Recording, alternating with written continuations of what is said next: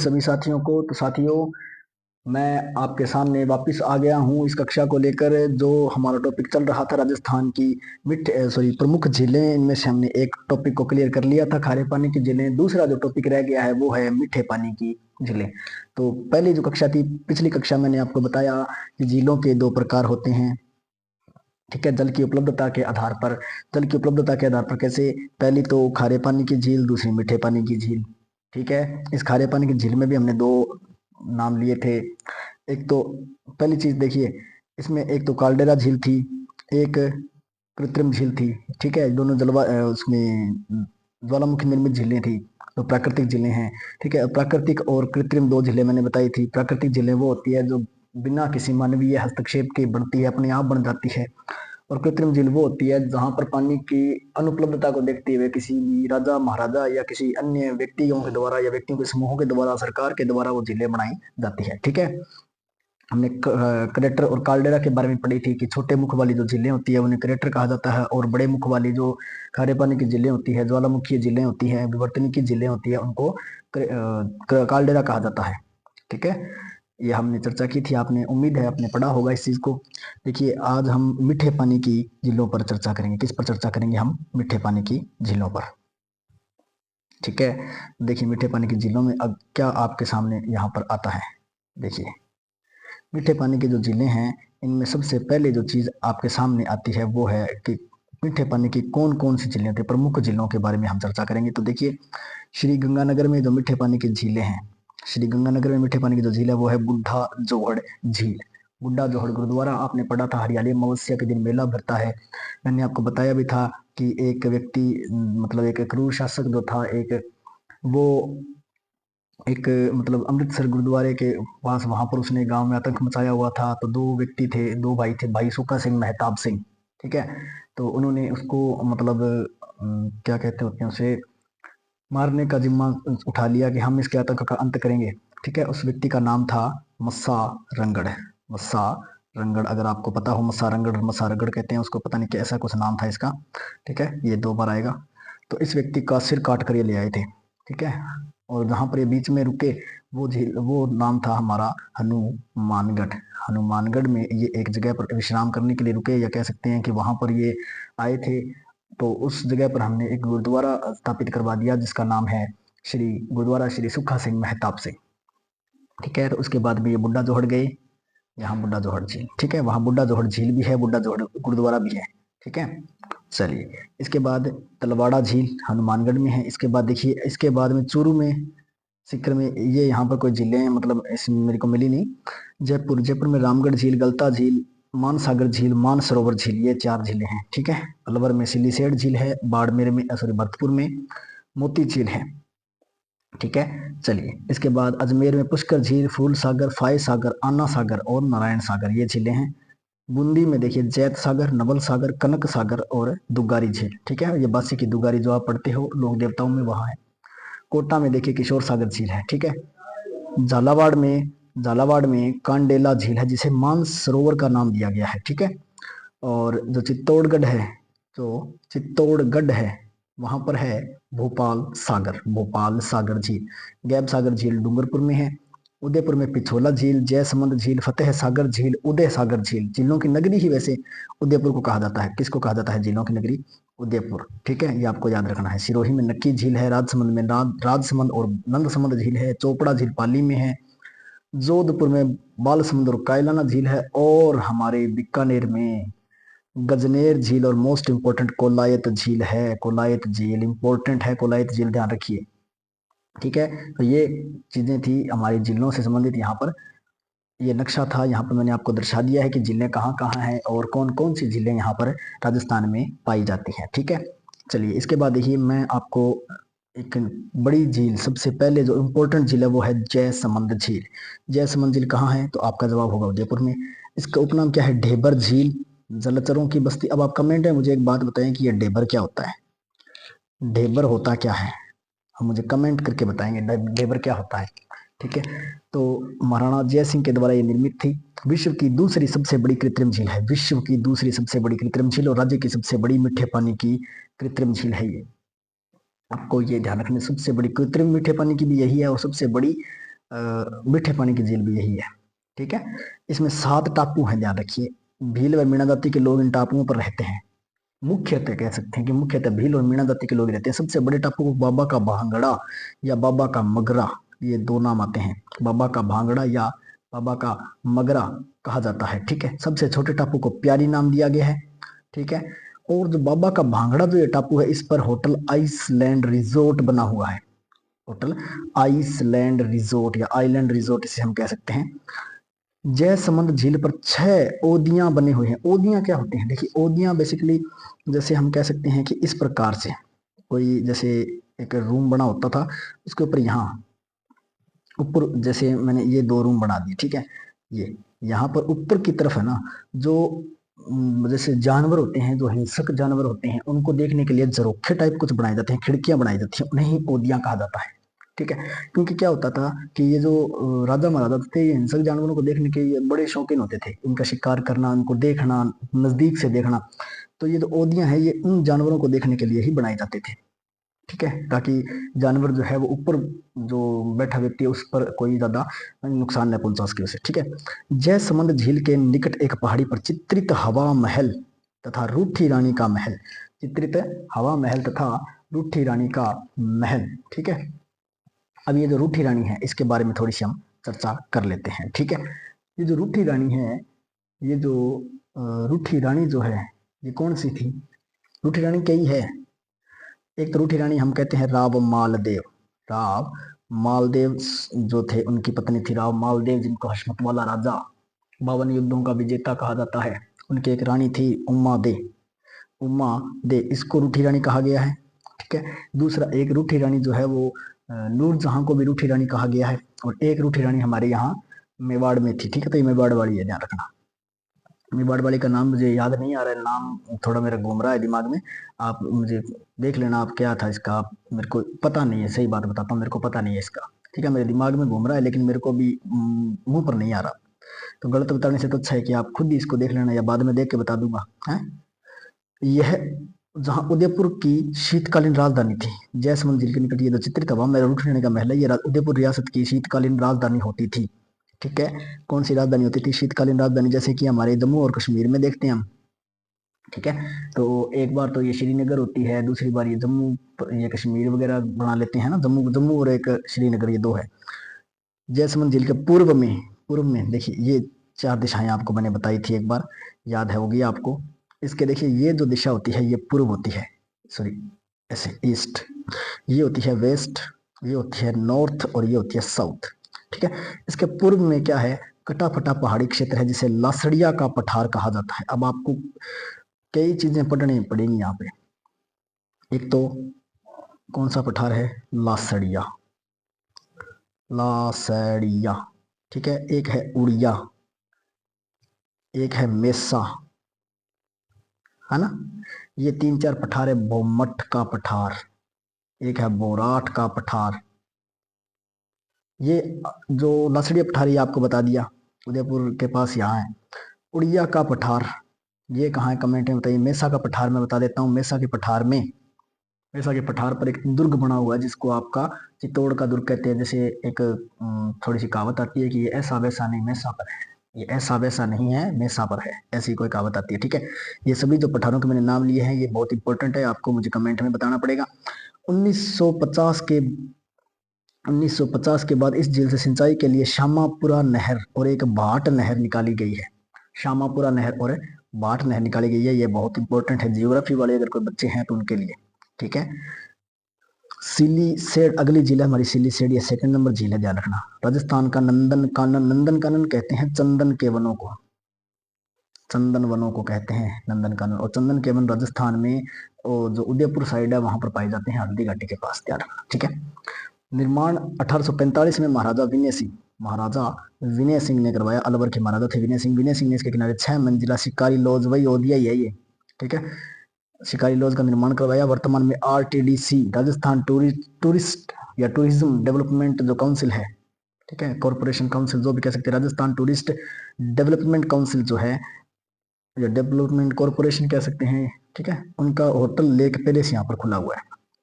यहाँ यह झील नौका विहार तथा मछली पालन के लिए प्रसिद्ध है।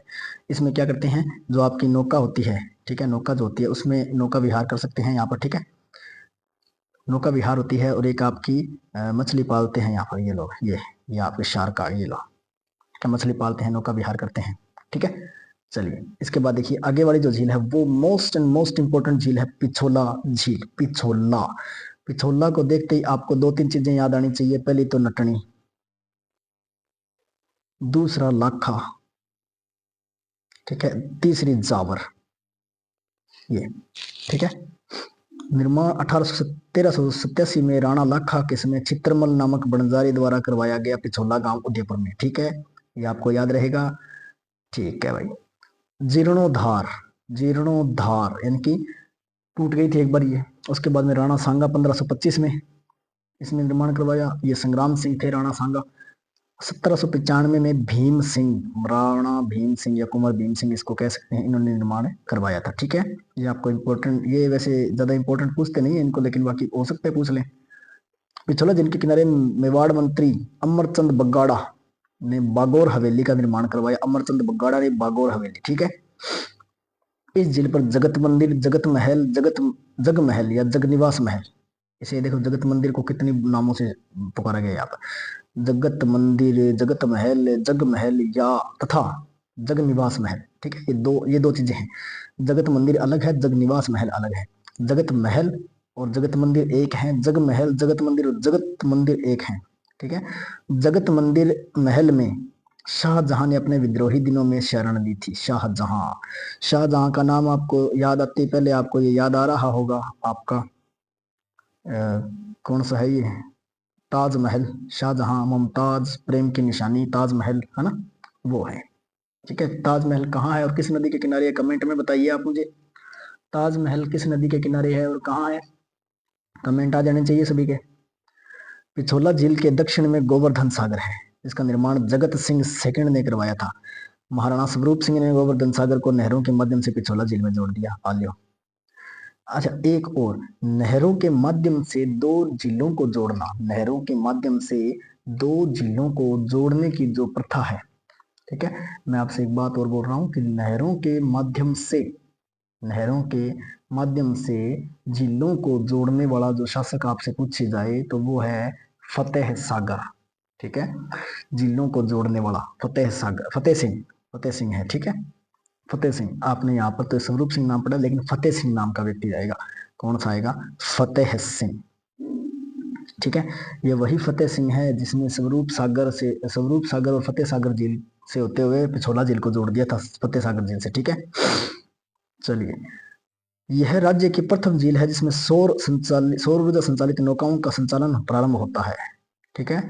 सौर ऊर्जा की जो नौकाएं अभी मैंने आपको बताई थी, नौका, ठीक है, उस नौका का जो सौर ऊर्जा से संचालित होती है, यहाँ पर एक मैं ये लो, ये मैंने प्लेट लगा दी, सोलर प्लेट है ये, ठीक है। यहाँ पे आपके सूर्य बाबा, ठीक है, तो ये सौर ऊर्जा से संचालित एक प्लेट बन गई है। पिछोला झील के किनारे चामुंडा माता का मंदिर है। उदय सिंह ने झील के किनारे राजमहल या सिटी पैलेस का निर्माण करवाया था। पिछोला झील के किनारे गलकी नटनी का चबूतरा है और पश्चिमी सांस्कृतिक केंद्र का मुख्यालय स्थित है। ये इंपॉर्टेंट है, आपको बताता हूँ अभी मैं।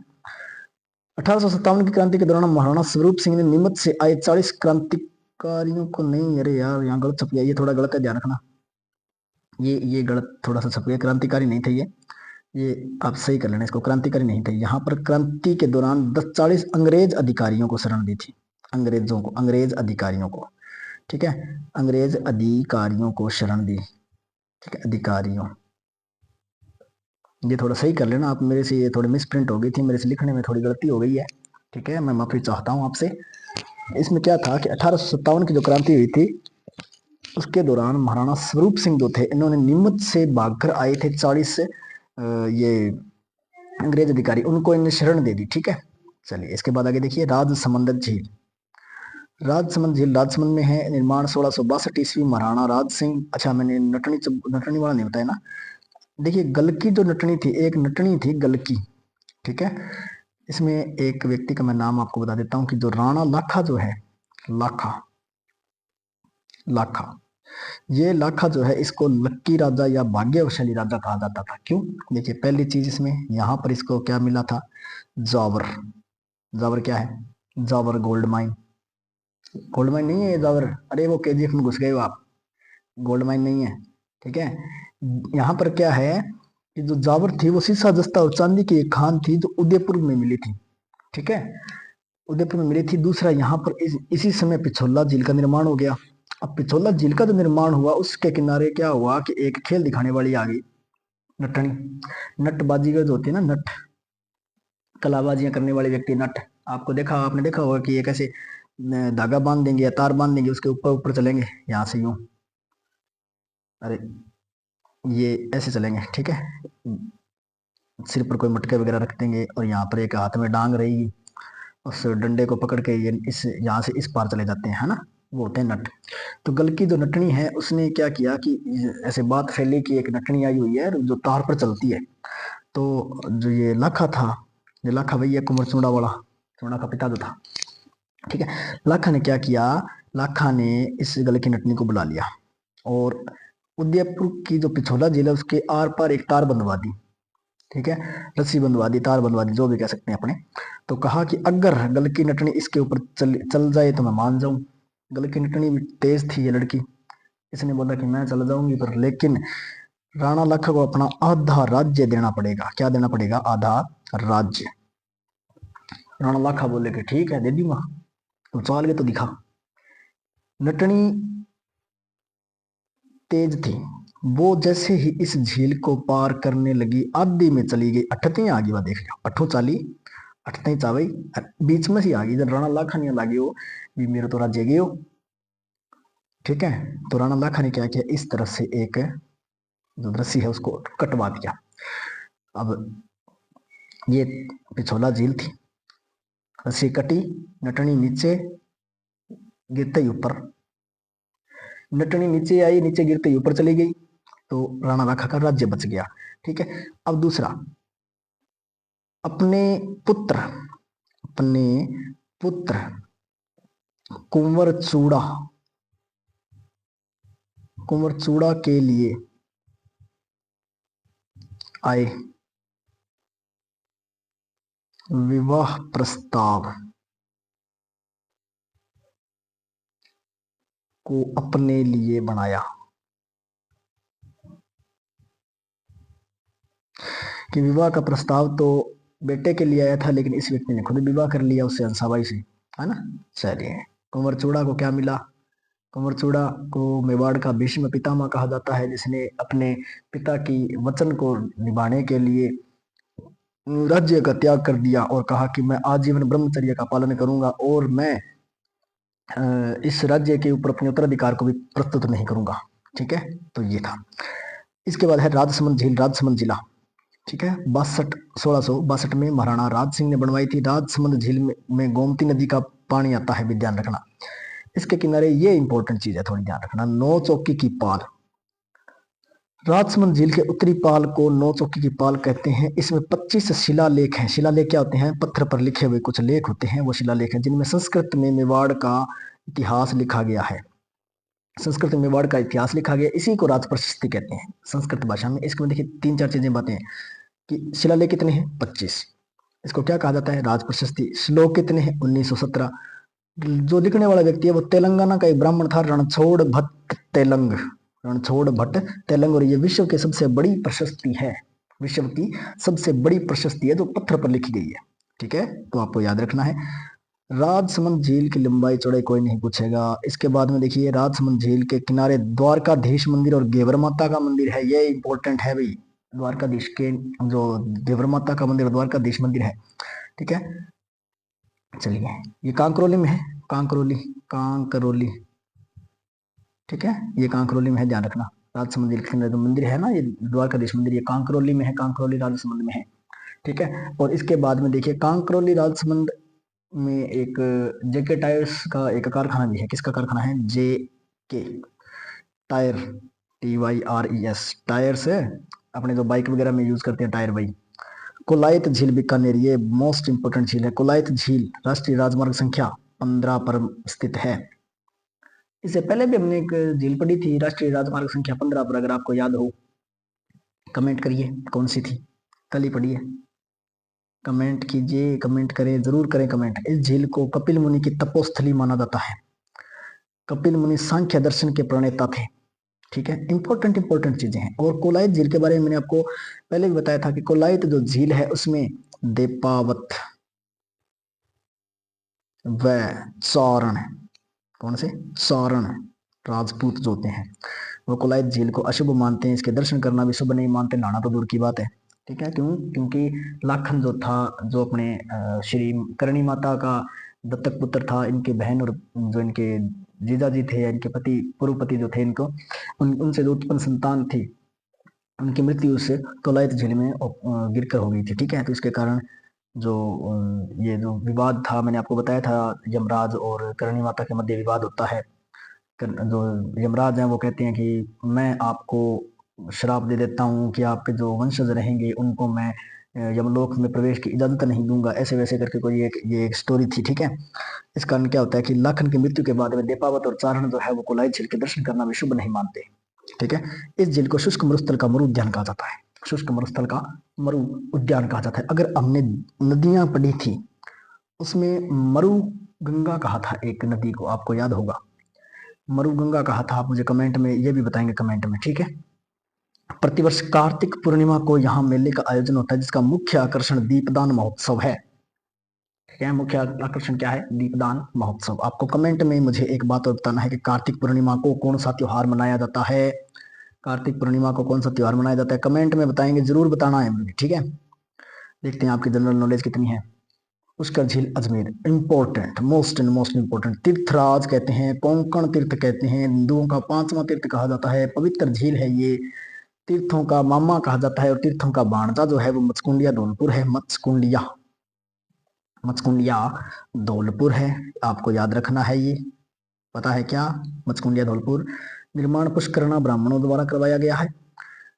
यह ज्वालामुखी से निर्मित प्राकृतिक काल्डेरा झील है। मैं काल्डेरा और क्रेटर दो नाम लूंगा अब। ठीक है, मैं बताऊंगा नहीं कि काल्डेरा क्या होती है, क्रेटर क्या होती है, पहले बता चुका हूँ। काल्डेरा झील बड़े मुख वाली, ठीक है, राज्य की सबसे प्रदूषित झील है। ये राज्य की सबसे प्रदूषित झील है। यह सबसे पवित्र झील का दर्जा भी इसको दिया गया है। इस झील पर मंडोर नरेश नाहर राव परिहार, मंडोर के राजा थे ये, नाहर राव परिहार। 52 घाटों का निर्माण कराया इस भाई ने यहाँ पे।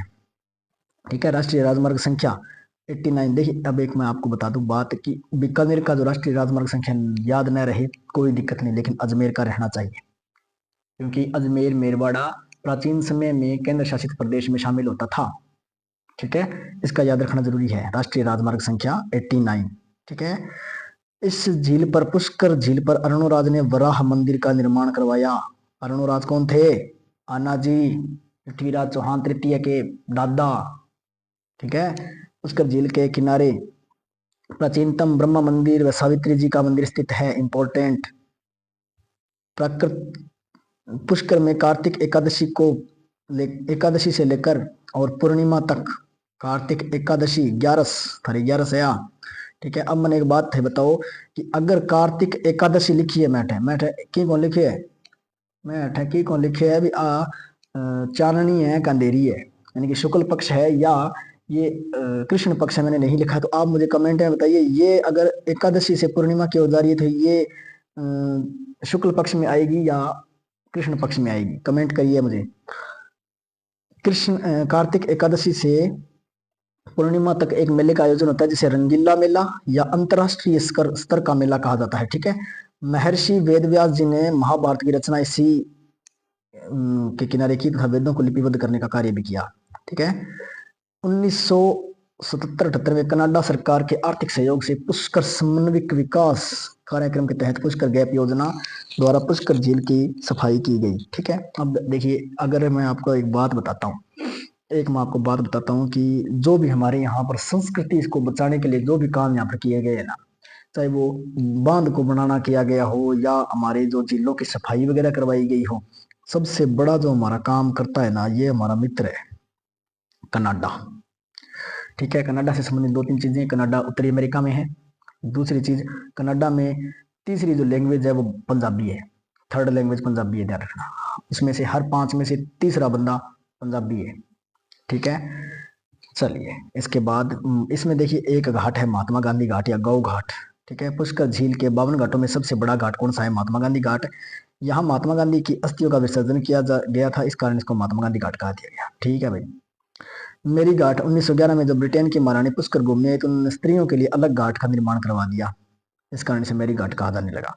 अब निर्माण तो क्या करवा दिया इसने, एक घाट तो हो गया होगा, इसको कह दिया इसको अलग कर दो, ये लड़कियों के लिए है, निर्माण हो गया। अब अगली झील है अन्ना सागर झील। ये इंपॉर्टेंट झील है, मोस्ट इंपॉर्टेंट झील है ये। 1135 से 1137 के मध्य अरुणराज चौहान या अन्ना जी, यही पृथ्वीराज थर्ड के जो वो थे दादा। अन्ना सागर झील के पास जहांगीर ने दौलत उद्यान का निर्माण करवाया, जिसे आजकल क्या कहते हैं? सुभाष उद्यान।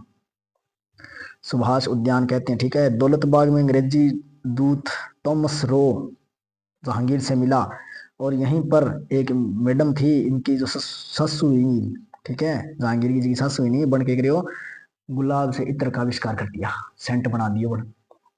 ठीक है। इसे जहांगीरी इत्र कहा गया। अब क्या जवाई राजा थे, इस्तेमाल करो, जहांगीरी इत्र है वो। ठीक है। चलिए, जहांगीर ने यहाँ चश्मा ये नूर झरने का निर्माण कराया। यार तो खोद के थोड़ी कराया बाबड़ो, झरना पहले से था, जहांगीर ने कहा इसका नाम चेंज कर दो, चश्मा ये नूर कर दो, आ लियो। इसके बाद है नक्की झील। नक्की झील को गरासियों की गंगा कहा जाता है, गरासिया जनजाति। अच्छा, गरासियों की गंगा इसे कहा जाता है, तो आदिवासियों की गंगा किसे कहा जाता है? मुझे कमेंट में बताइए। नदी को कहा जाता है।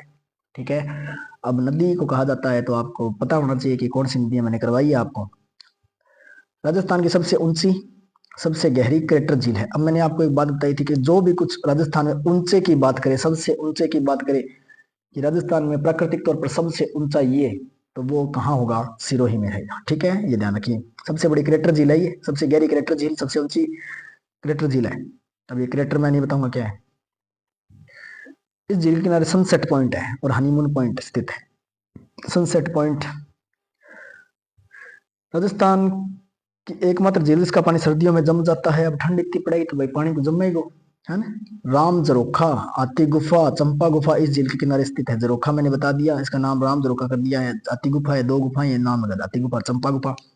ग्रास जनजाति के लोग इस झील के पानी में अपने पूर्वजों की अस्थियों का विसर्जन करते हैं, पवित्र मानते हैं इस झील को। नक्की झील में मगरमच्छ पाए जाते हैं, ले लियो। ठीक है। नक्की झील में क्या पाए जाते हैं? मगरमच्छ। और मगरमच्छ किस राज्य का किस जिले का शुभंकर है? बोलो किस जिले का शुभंकर है? तो ये है बारां जिले का शुभंकर है। वो जी बारांगो है, हाँ बारांगो है भाई।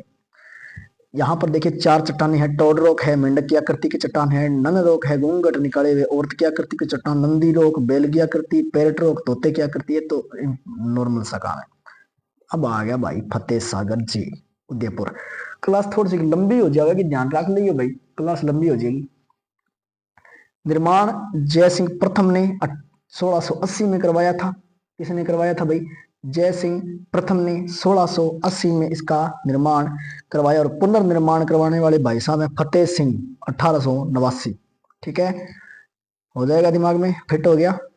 चलिए, इसके बाद देखिए, इसके बाद में यहाँ पर इससे पहले भी एक निर्माण एक व्यक्ति ने और करवाया है, इससे पहले एक और निर्माण करवाया है, ये भीम सिंह आएगा, भीम सिंह। ठीक है, ये भीम सिंह आएगा। इस भीम सिंह ने क्या किया? 1785 में। फतेह सिंह से पहले एक व्यक्ति ने करवाया 1785 में, क्योंकि यहाँ पर क्या हुआ, बारिश बहुत ज्यादा हुई 1785 में और ये बांध टूट गया था। ठीक है, इसके बाद में जय सिंह के बाद में 1785 में भीम सिंह ने करवाया, और भीम सिंह के बाद में फतेह सिंह ने 1889 में करवाया। ठीक है, फतेह सागर झील की नींव ड्यूक ऑफ नोट। अब वो कई बार टाबा दिमाग में पता हो क्या, वो ड्यूक की बीमारी है। किंग का नाम सुना है? बस वो किंग वो ड्यूक ही है। ठीक है, चलो। अतः इसे नोट बांध भी कहा जाता है। नोट लिख है लेकिन वो नोट हुआ है, अब क्या साइलेंटर में। ठीक है, कैन नोट को नहीं है, सॉरी क्या कैन नोट। जिलों को जोड़ने की अवधारणा के जनक महाराणा फतेह सिंह थे। अभी बताइए, इन्होंने क्या किया? फतेह सागर झील को पिछोला झील से स्वरूप सागर के माध्यम से जोड़ दिया। अल्यो तीनों जिला जोड़ दिया इन्होंने। फतेह सागर झील के किनारे मोती मगरी है। क्या है फतेह सागर झील के किनारे? मोती मगरी। ठीक है। अच्छा, मैं एक बात और भूल गया भाई बतानी था ने, आज की झील है नहीं था अन्ना सागर झील। इस झील के बारे में एक कथन है कि इस झील को खून से सनी हुई धरती, खून से सनी हुई धरती,